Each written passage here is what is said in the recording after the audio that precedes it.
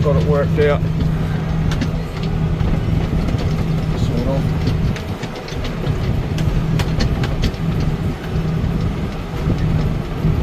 This is as rough as shit from the milkers tugging it up over winter, so just trying to smudge the bloody thing.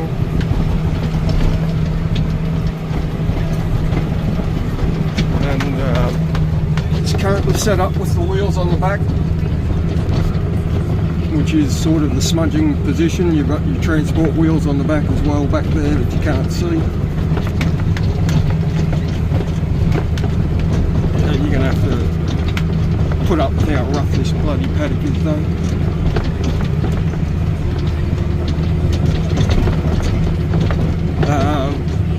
You're supposed to be able to run it off the working wheels, which is that one out there, the outer wheels.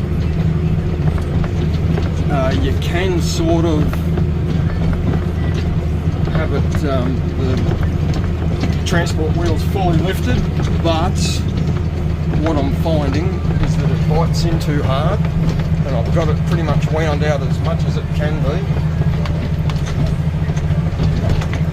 The only other way you can adjust it is adjust the angle of the tilt, but if you have that tilted back too much, it doesn't seem to work that well either. So I'll just lift the wheels, transport wheels. Right, so they're fully off the ground.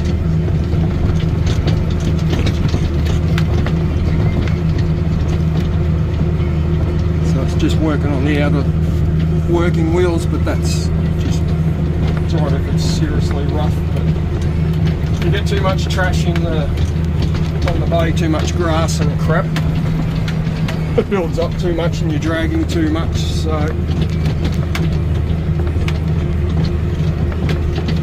for the sake of the exercise, what I'm finding is it's probably easier just to run this transport centre wheels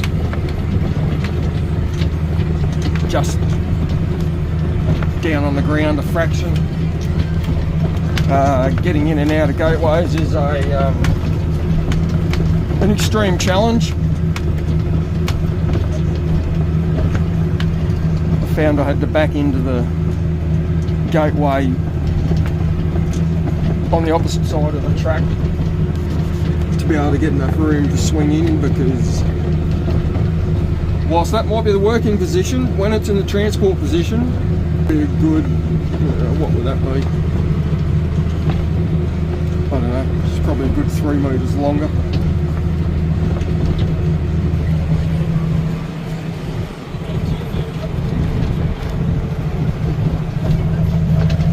Which makes it a bit of a challenge.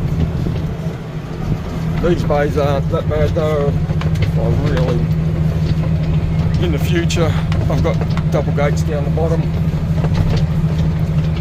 so I can get in up near the dairy easy enough into the first bay, and then I can just come through the bottom of each set of double gates, rather than having to try and get in off the track. Whereas the other side, it's not so bad because you don't have to go over the channel, and you don't have the other gate posts, well they're not gate posts, but the other posts on the inside of the channel that you've got to try and avoid at the same time.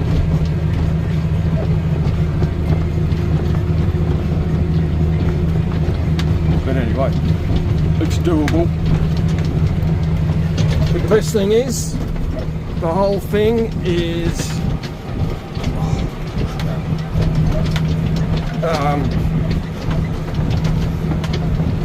folder upperable and unfolder upperable via the tractor. So you don't have to get out like the traditional grader boards and unfold the friggin' thing. And of course they've still got the length too, because you've got the entire board which turns 90 degrees. So this one folds up relatively tightly for transport, but it's just the length. A bit of steering rear axle, it would make life 1,000 times easier. But unfortunately, quite have that. But another thing which I did get put on this one, which is unique to this particular board, you won't, unless they've started manufacturing them all like that now, these front folding boards. One thing you will not find on any of their other boards is the hydraulic hydraulic working wheels. Because basically what you can do with this board, most boards have the working wheels in front of the blade for finishing. The unique thing about this particular board is you can change the position of those wheels from either the front to the back or the back to the front. If you have them in the front, the hydraulic part you don't use, so that's irrelevant. It's only for in the rear position, and the main reason for the hydraulic wheels is so that you can lift the wheels vertically above the board, so that when you fold it up into the transport position, it narrows the width of the board considerably. Otherwise, you're looking at probably at least another 2 meters width of travel if you've got the wheels on the back. And to get through any of these gateways off of this track, which I can do, physically you would not even come close to being able to do it if the wheels were in a fixed position like that, because when they're in front, the turnbuckle, the main frame and the turnbuckle are the only things that are attached, and use the turnbuckle to adjust your depth. And the tilt, obviously, of the blade is what you adjust your cutting depth with. But yeah, I found it's a little bit of an issue trying to get the cutting angle right when they're on the rear. So hence I'll sort of thinking, and for stability, if I run it just with all the wheels down, transport one's down just a fraction, it'll just make it that little bit easier. Theoretically. The only other issue I've got is this stupid cigarette lighter plug, which you need to adjust the hydraulics for the board, because it's with every function you would need 5 sets of remotes if you were just running it through hydraulics.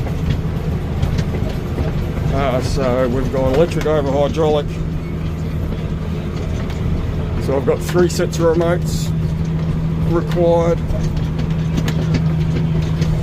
One for lifting the transport wheels, one for folding, and the other 3 are on here. One is the lock. It's got a locking mechanism on it from transport to work and work to transport. Then you've got your tilt in the centre, and then you've got those working wheels up the top. But that stupid cigarette lighter plug keeps coming out, so I need another one of these 2-pin tractor plugs, and that will make life a hell of a lot easier.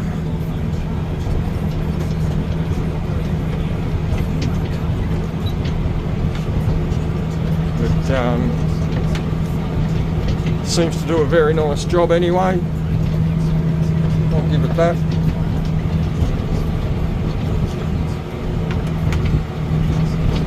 Like anything where you're smudging, the rougher the better as far as cutting and filling holes goes.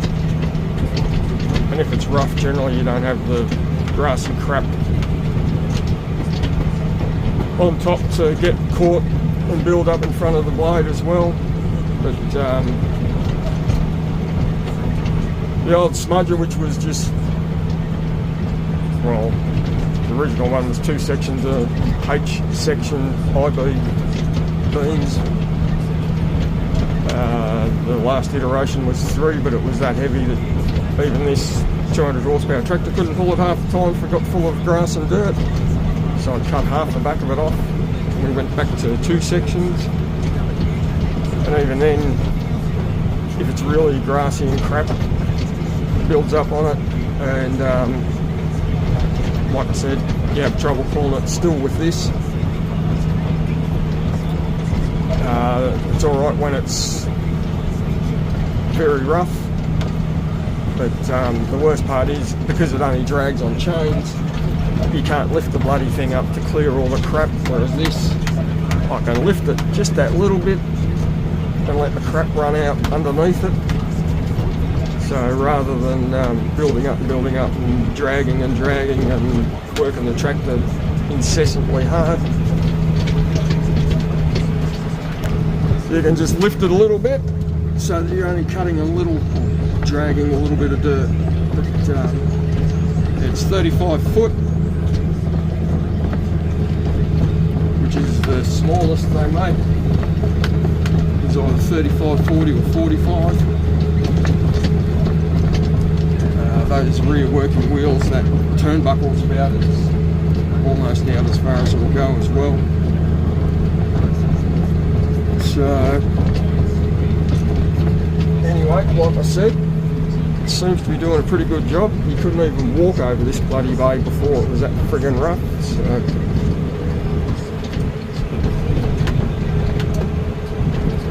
just go over the rough bits a few times and smooth it out. Pre-lime spreading and pre-sowing, which is only just around the corner, so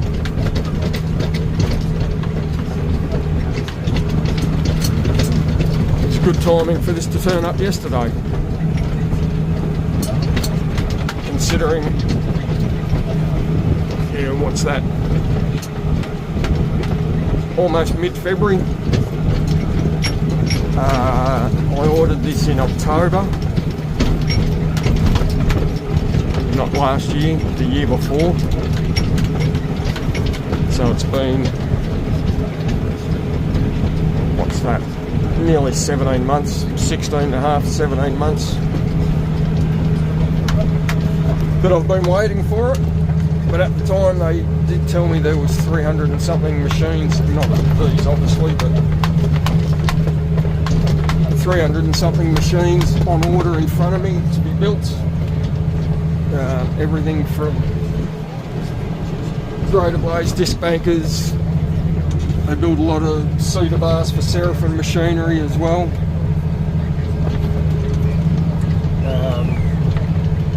It's quite a large engineering works. Nice little touch. Got a esky, icebox esky, with a cap and a stubby holder and a beanie and a rather large oversized jacket that is, I could fit about 10 of me in, but anyway. A notepad and a little thank you note. So I don't know whether everyone gets one or whether that's because I've been waiting 17 bloody months or what, I don't know, but anyway.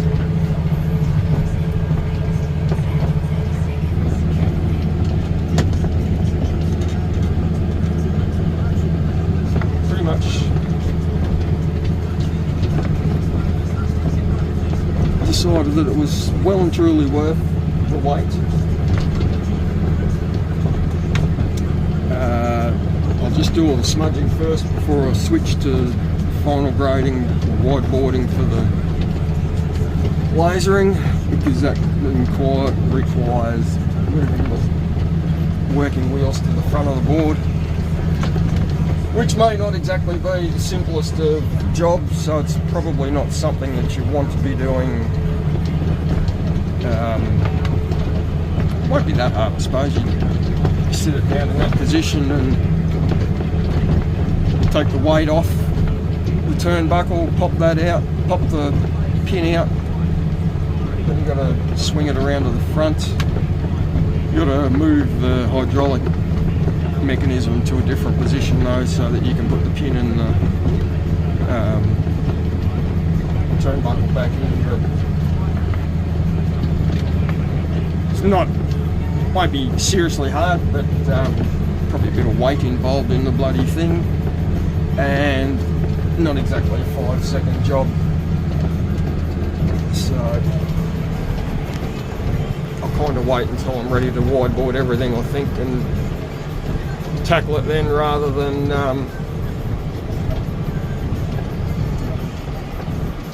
backwards and forwards with it. Jackson, you can shut the fuck up. No one wants to hear you, you fucking pedophile.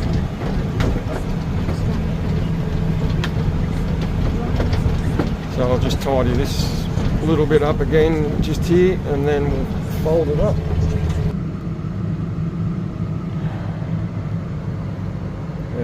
So now we will fold it up. First thing we have to do is unlock it.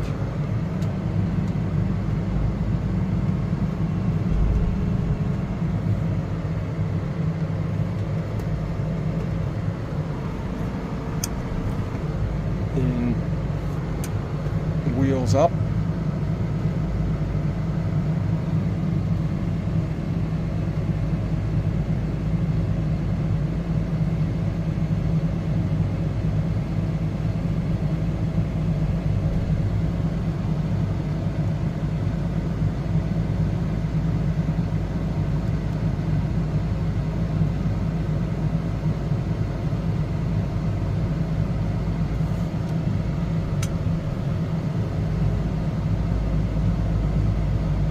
Tilt it back a bit.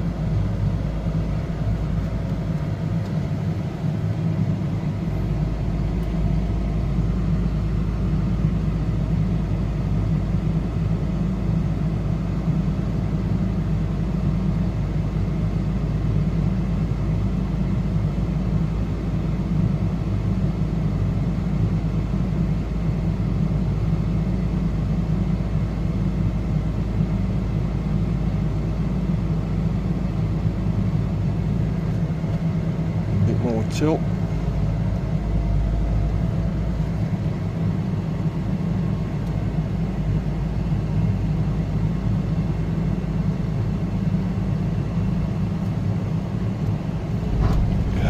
Wrong way.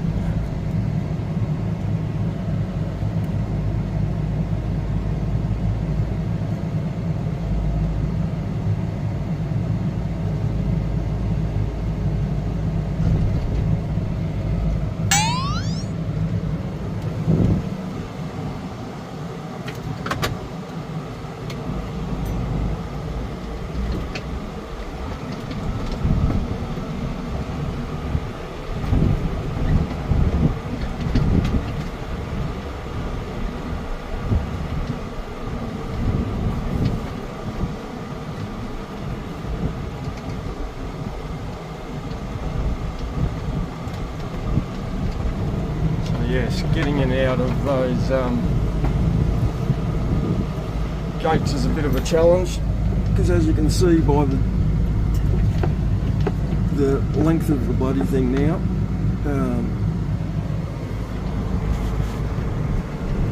trying to swing in from there was impossible, and then you've got to avoid that post. So I had to pull forward, back it into that gateway, and I only just had enough room, even though you try and back hit there with your wheels. By the time you get back, you end up over there. I had to wiggle my way around to get past there and then into here, but so it's doable. Wasn't exactly pleasant, but it is doable.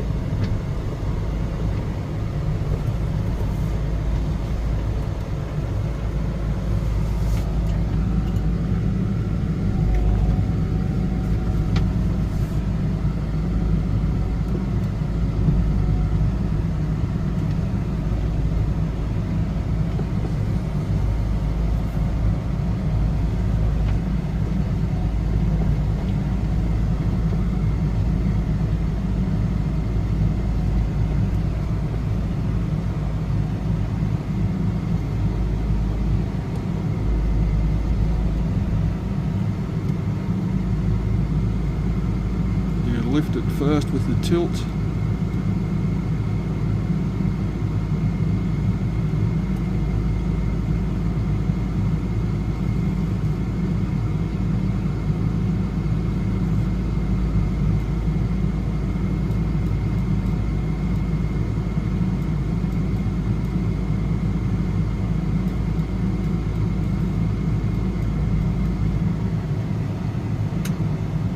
Lock it in.